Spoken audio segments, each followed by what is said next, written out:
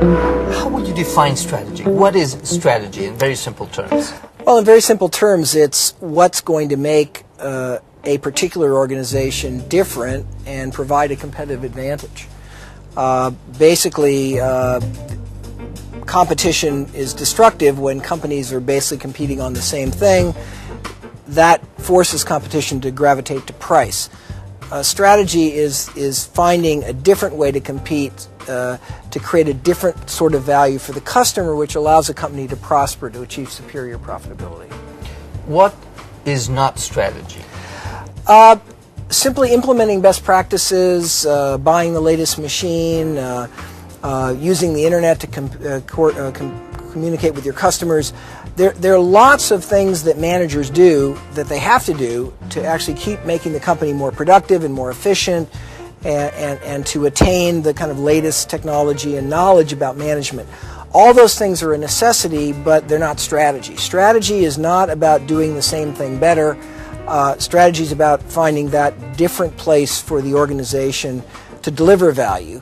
But what makes it challenging is you have to do both of these things at the same time. You got to keep assimilating best practices, but at the same time having real clarity about what's going to make you different. You wrote a book 25 years ago that has remained at the top of the list of the strategy books. What were the key messages in that book? Well, I've written a number of books about strategy. I think my first really major book on strategy was a book called Competitive Advantage, and I think the really major message of that was really how to look at the industry in which you compete and how to think about what causes industry profitability and how, by understanding that, a company can improve its own position.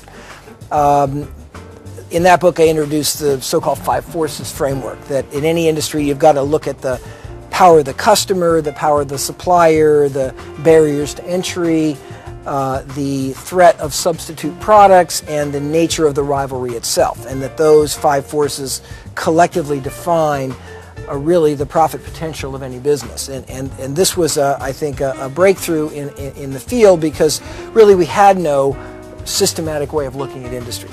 The next book was a book called Competitive Advantage, in which I really talked about how to look at a company's own position and introduce the concept of the value chain. Any company, when it competes, is simply conducting a lot of activities, marketing activities, procurement activities, service activities, and so forth.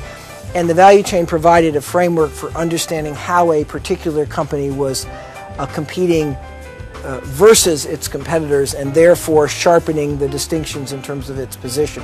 I think if I had to sort of highlight the major concepts that have made my work relatively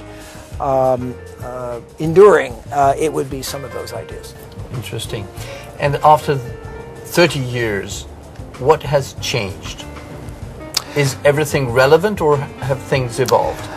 Well, I've always focused not on the specifics of how a particular industry operates or a particular company competes. I've always been looking at really the deep fundamental underpinnings of competition. So, of course, industries are very different today than they were 30 years ago. We're much more global, there's different technology, things move at different speed, but actually the same 5 forces still determine profitability. It's still the power of the customer, the power of the supplier. So I think in some sense everything has changed, but at least from my point of view, very little has changed, in the sense that the enduring fundamentals of industry structure and the value chain and the importance of price and cost in determining superior performance, the distinction between operational effectiveness and positioning, all those things are what I would say are really competitive fundamentals that are timeless. And then at any given moment in history, the weights, if you will, or the specifics are constantly evolving.